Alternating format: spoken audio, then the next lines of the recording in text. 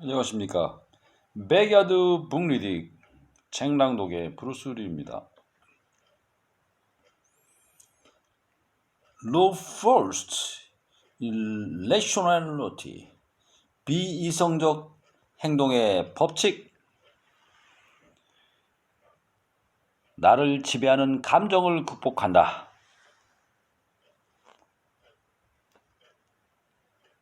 구독하면 좋은 일이 생깁니다. 자, 당신의 운명은 스스로 결정한다고 믿고 싶을 것이다. 최선을 다해 내가 내 인생의 궤도를 의식적으로 설계하고 있다고 믿고 싶을 것이다. 하지만 그것은 감정이 얼마나 뿌리 깊이 당신을 지배하고 있는지 몰라서 하는 생각이다. 감정은 당신의 자존심을 지켜주는 쪽으로 생각의 방향을 튼다. 그리고 당신이 이미 믿기로 마음먹은 것을 그대로 재확인할 증거를 찾아낸다. 감정은 그때그때 기분에 따라 보고 싶은 것을 보게 만든다. 그렇게 현실과 단절되어 있기 때문에 당신은 계속해서 잘못된 결정을 내리고 부정적 패턴을 반복한다. 이성이란 이런 감정의 영향을 상쇄할 수 있는 능력이다. 무의식적인 반응을 하는 게 아니라 생각을 하고 내 느낌이 아니라 현실에 마음을 열게 하는 능력이다. 그러나 이성은 저절로 발휘되지 않는다. 이성은 개발이 필요하다. 그 과정에서 우리가 가진 가장 큰 잠재력을 깨달을 수 있다. 자, 그리고요, 그 다음 꼭지 제목은 두려운 것은 상대가 아니라 나의 실수다.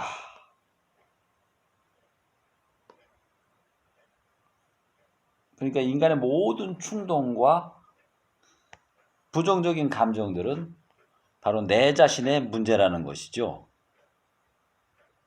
그래서 내가 이성적으로 현실을 바라보고 또 상황 판단을 하고 대처할 수 없게 만든다는 것입니다. 시야가 좁게 되는 것이죠. 자, 그 다음 꼭지 제목은 인간 본성의 열쇠. 실패의 원인을 외부에서 찾지 않는다. 살다가 뭔가 잘못되면 우리는 자연히 원인을 찾는다. 내 계획이 왜 어그러졌고 내가 낸 아이디어가 왜 돌연 반대에 부딪혔는지 이유를 찾지 못한다면 몹시 괴롭고 고통이 가중될 것이다. 그런데 원인을 찾을 때 우리는 매번 같은 유형의 설명을 맴도는 경향이 있다. 누군가 혹은 어느 집단이 나를 싫어해서 일부러 회방을 놓았다거나 정부나 사회적 관습처럼 나를 방해하는 거대한 반대 세력이 있다는 식으로 말이다. 또는 누가 나에게 잘못된 조언을 주어서 내게 정보를 감춰서라고 생각하기도 한다. 그리고 상황이 최악으로 치달으면 죄다 내가 운이 없어서 아니면 불운한 환경 탓이라고 생각한다. 이런 것들은 대체로 우리의 무력감을 강조하는 방법이다. 이런 것은 외부에서 실패의 원인을 찾는 것은 우리에게 도움이 안 된다. 이런 내용입니다. 우리는 우리의 감정을 컨트롤할 수 없는 비이성적인 행동을 하는 사람들이다 라는 것을 깊이 깨달자 하는 내용입니다. 그래서 페리클레스, 아테네의 사상가이자 정치가인 페리클레스의 예를 들고 있습니다. 궁금하신 분은 직접 책을 구매해서 확인해 보시기 바랍니다. 자세한 내용은 페리클레스는 충동이나 감정에서 오는 에너지가 생각하는 자아에 도움이 되기를 바란다. 이게 바로 그가 생각한 이성이고 우리의 이상향이다. 굉장히 중요한 말입니다. 우리 모두에게는, 인간에게는 어떤 충동이나 감정에서 나오는 에너지가 있지요. 그 에너지가 나오면 본능적으로 반응하지 말고 감정을 다스린 다음에 뭐 하루 쉬면서 혹은 밖으로 나가서 거기에 생각을 더하는 것이죠. 감정을 먼저 다스린 다음에 생각하는 자아에 도움이 되기를 바랬다. 자기 자아를 생각해보는 계기로 삼아야 할 것이라는 것이죠. 바로 그래서 완벽한 어떤 그 아이디어가 떠오르는 경지에까지 이르렀을 때 바로 우리의 이성이 작용한 것이다. 이렇게 보고 있습니다. 다행히도 이 이성을 획득하는 일은 그리 복잡하지 않다. 3단계로 된 과정을 잘 알고 그대로 실천하면 된다. 첫째, 앞으로 우리가 약한 비이성이라고 부를 것에 대한 자각이 필요하다. 약한 비이성은 생활 속에서 지속적으로 경험하는 기분이나 느낌이 작용한 결과로서 의식보다 아래에 있다. 계획을 세우거나 의사결정을 내릴 때 기분이나 느낌이 사고 과정을 얼마나 깊이 왜곡하는지 우리는 자각하지 못한다. 기분이나 느낌은 생각의 편향을 만들어내고 그 편향은 역사의 모든 단계, 모든 문화권에서 증거가 발견될 만큼 우리 안에 깊이 배어있다. 생각의 편향은 현실을 왜곡해 실수나 잘못된 결정을 저지르게 함으로써 삶을 어렵게 만든다. 이들 편향을 알아두면 그 영향을 상쇄할 수 있다. 둘째, 앞으로 우리가 강한 비이성이라고 부를 것의 성질을 알고 있어야 한다. 강한 비이성이 나타나는 것은 흔히 어떤 압박으로 인해 감정이 격앙되었을 때다. 분노나 흥분, 원망, 의심 등을 생각하고 있으면 그 감정이 점점 격화되어 거의 무의식적으로 반응하는 상태가 된다. 보고 듣는 모든 게 그 감정의 렌즈를 통해 해석되는 지경에 이르는 것이다. 이때는 다른 감정에 대한 반응 역시 더 예민하고 취약해진다.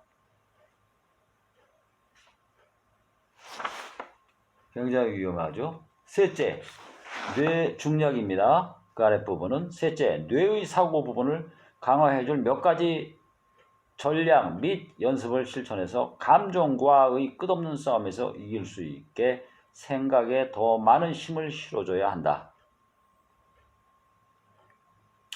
자, 그래서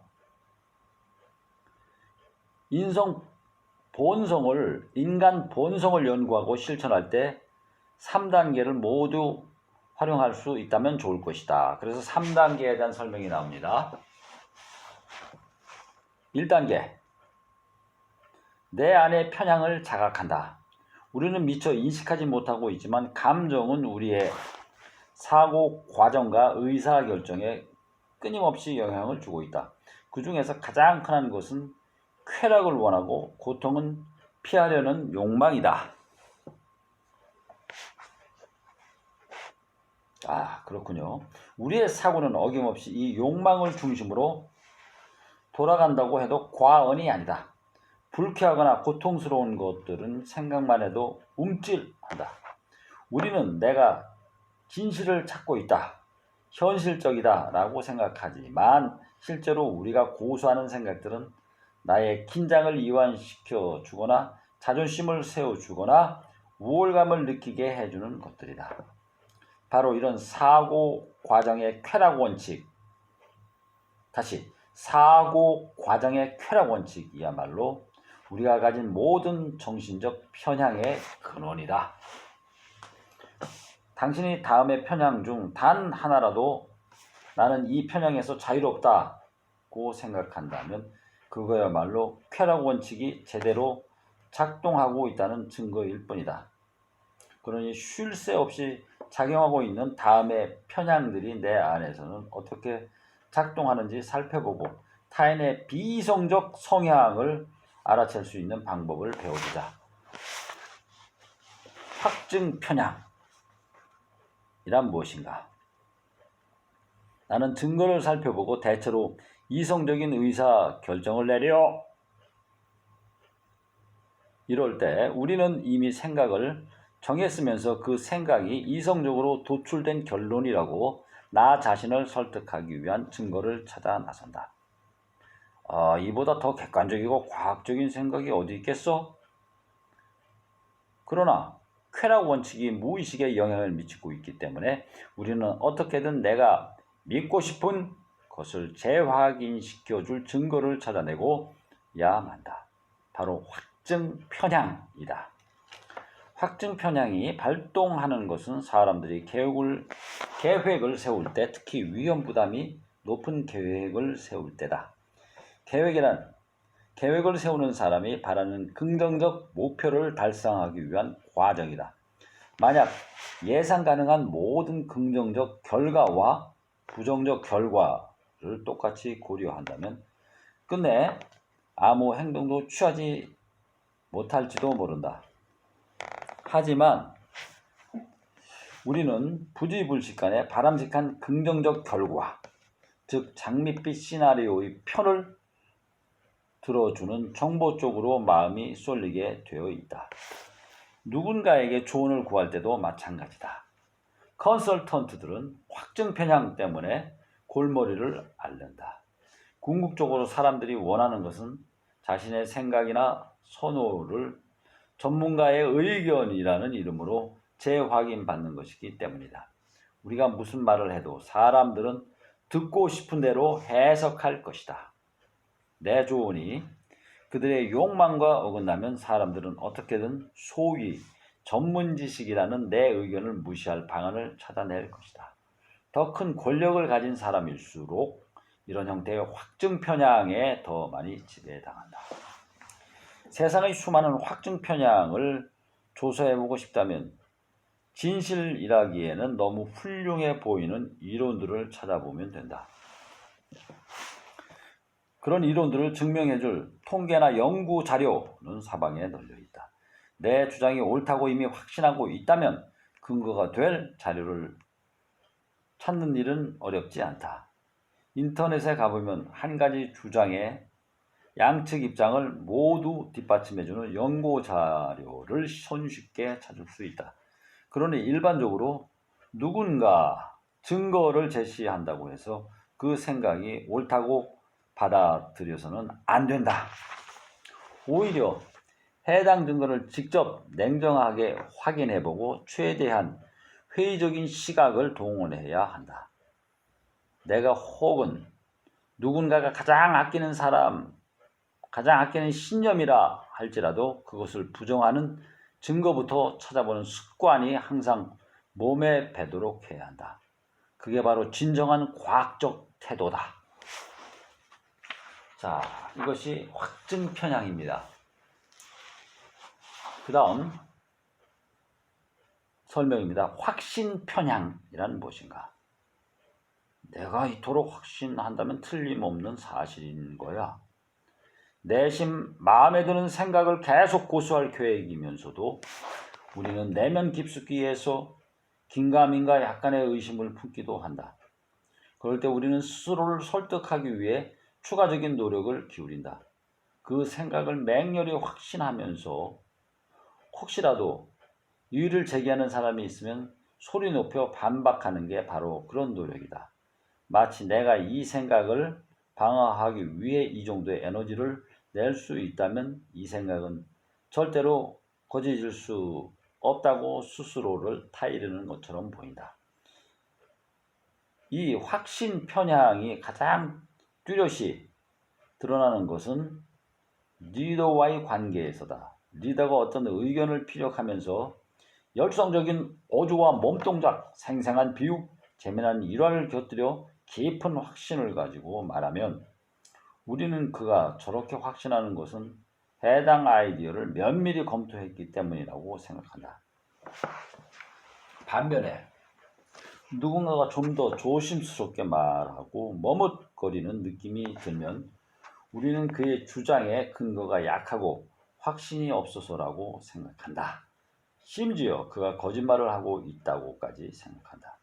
우리가 세일즈맨이나 선동가에게 취약한 이유도 이 때문이다. 그들은 우리를 설득하고 기만하기 위해 확신을 보여준다. 그들은 우리가 볼 거리에 목말라 있음을 잘 알기 때문에 반쯤은 거짓인 주장조차도 극적인 효과로 눈가림을 한다. 그 다음 설명입니다. 겉모습 편향. 나는 내가 상대하는 사람들을 잘 알고 있어. 내가 보는 게 그들의 실체야. 우리는 사람들의 실체를 보는 게 아니라 보이는 것을 본다. 그런 겉모습은 대개 진실을 호도한다. 첫째, 사람들은 스스로 꾸준한 훈련을 통해 사회생활에서 긍정적 평가를 받을 수 있는 적절한 앞모습만 보여주려고 한다. 겉으로 사람들은 고귀한 뜻을 지지하고 늘 열심히 일하고 양심적인 것처럼 보인다. 그러니까 가면을 쓴 모습을 우리는 실제라고 생각한다. 둘째, 우리는 후광 효과에 잘 속아 넘어간다. 누군가에게서 긍정적,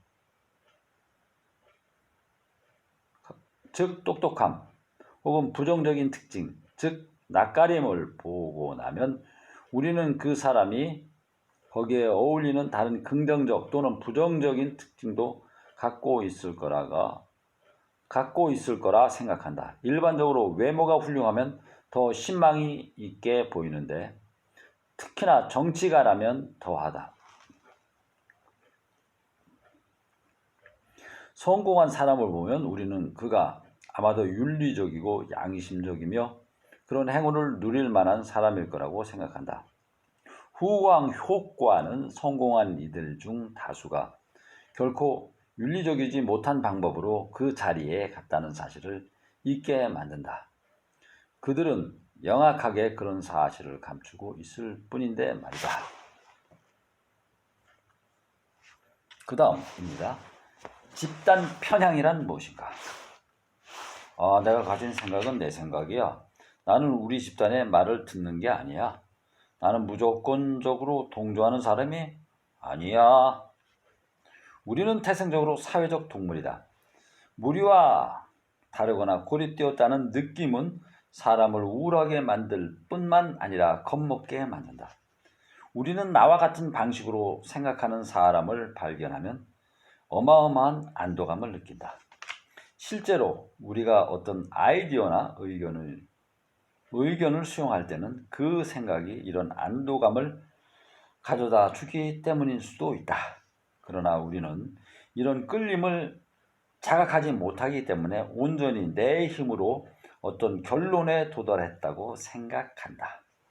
특히 정당이나 이데올로기를 지지하는 사람들을 한번 살펴보라. 누가 아무 말도 하지 않아도 대놓고 압력을 행사하지 않아도 다들 따르는 뚜렷한 기조나 방침이 있다. 누군가 좌파나 우파에 속해 있다면 이슈가 수십 가지가 있어도 마법처럼 그 의견은 한 방향을 향할 것이다. 그러면서도 그의 사고 패턴이 이런 영향을 받고 있다는 사실을 인정할 사람은 거의 없을 것이다. 집단을 따라간다.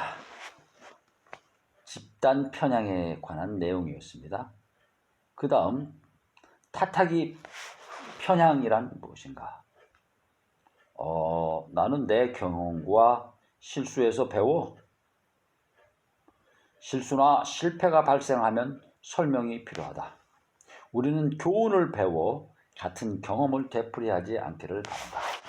그러나 실제로 내가 저지른 잘못을 그다지 자세히 들여다보고 싶지 않기 때문에 우리의 자기 성찰에는 한계가 있다.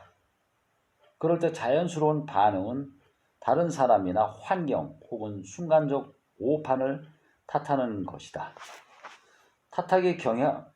탓하기 편향이 생기는 이유는 내가 저지른 실수를 들여다보는 게 너무나 고통스러운 경우가 많기 때문이다.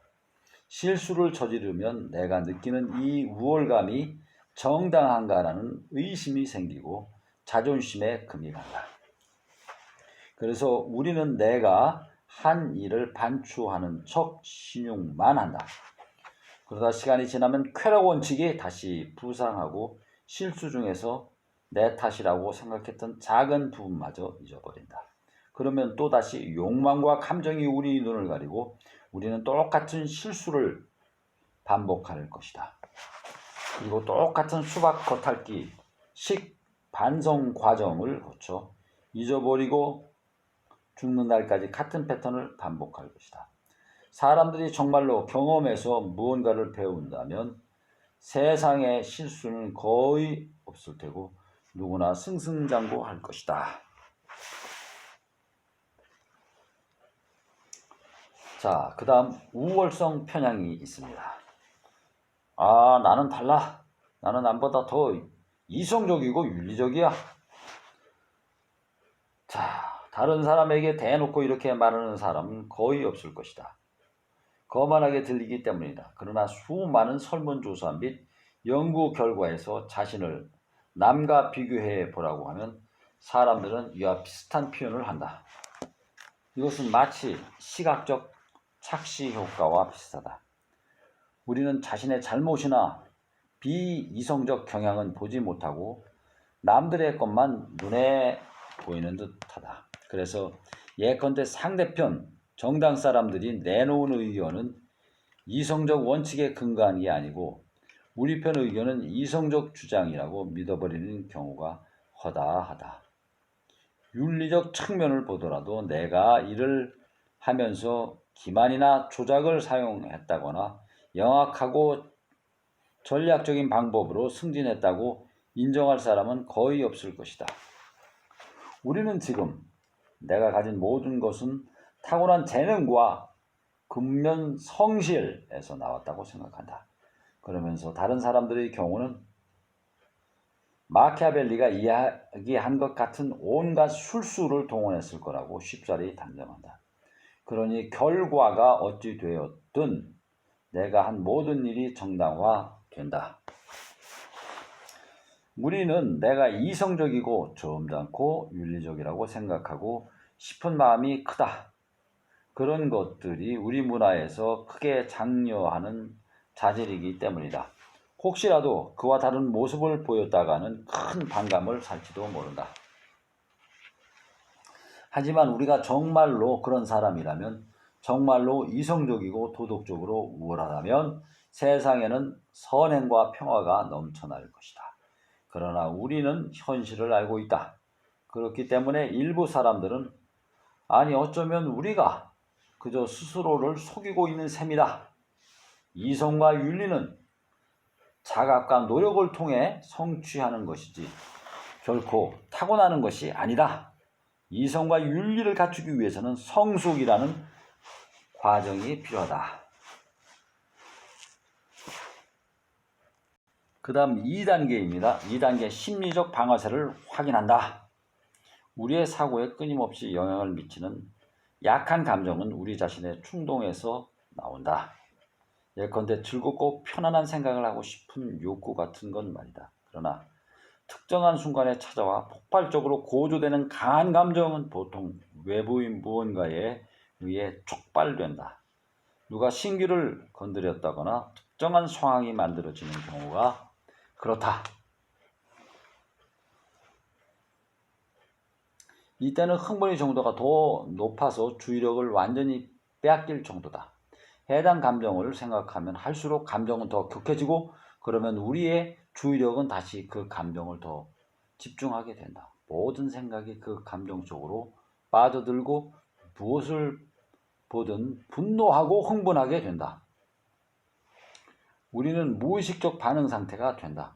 격화된 감정이 주는 긴장감을 감당할 수가 없기 때문에 강한 감정은 결국 경솔한 행동과 참사로 막을 내리는 경우가 대부분이다. 이렇게 발작이 한창 진행 중일 때는 마치 무언가에 빙의된 사람처럼 두 번째 뇌인 뇌 변연계에 우리 자신을 완전히 탈취당한 느낌마저 든다. 그러니 최선의 대응책은 나를 그렇게 만드는 요소가 무엇인지 미리 알아두는 것이다. 그래서 생각이 그쪽으로 빠지지 않도록 하고 후회할 행동을 저지르지 않게 예방해야 한다. 더불어 타인의 강한 비이성에 관해서도 알아둔다면 타인과의 충돌을 피하거나 그들을 다시 현실로 데려올 수 있다. 자, 방아쇠에는 어떤 것이 있을까요? 유아기적 심리적 방아쇠가 있고, 그 다음 갑작스러운 성공이나 실패, 압박감이 증가할 때, 감정을 자극하는 사람, 집단 효과가 있을 때 그렇습니다. 자, 유아기의 심리적 방아쇠, 흥미진진합니다. 유아기에 우리는 가장 민감하고 취약한 상태였다. 부모와의 관계는 어릴 때일수록 더 큰 영향을 미쳤다. 이 점은 유아기의 모든 강렬한 경험이 마찬가지다. 당시의 여린 모습과 그때 받은 상처는 우리 마음속 깊은 곳에 그대로 묻혀 있다. 그렇게 영향을 준 기억이 혹시 부정적인 것이면, 예컨대 공포와 창피의 기억이라면 억누르려고 할 수도 있다. 그러나 사랑받거나 관심받은 경험처럼 계속해서 다시 겪고 싶은 긍정적 감정과 연관된 기억도 있다. 어른이 된 후에도 누군가 혹은 어떤 사건을 만나면 이 긍정적이거나 부정적이었던 경험의 기억이 되살아날 테고, 그러면 그와 관련된 강력한 화학물질이나 호르몬이 분비될 것이다. 예를 들어 차갑고 자기 도취적인 어머니를 두었던 청년이 있다고 생각해 보자. 유아기나 아동기에 이 청년은 어머니의 냉담함 때문에 버려진 기분을 경험했고, 그러다 보니 자신은 어머니의 사랑을 받을 가치가 없는 사람이라고 생각하게 됐다. 혹은 동생이 태어나 어머니의 관심이 많이 줄어든 경우에도 그는 똑같이 버려진 기분을 경험했을 수도 있다. 할 수 있다. 그런 그가 나중에 어른이 되어 연애를 한다. 여자친구는 그의 특정한 모습이나 행동에 대해 다소 못마땅한 기색을 보일 수도 있다. 그런 것도 건강한 연애의 일부이기 때문이다.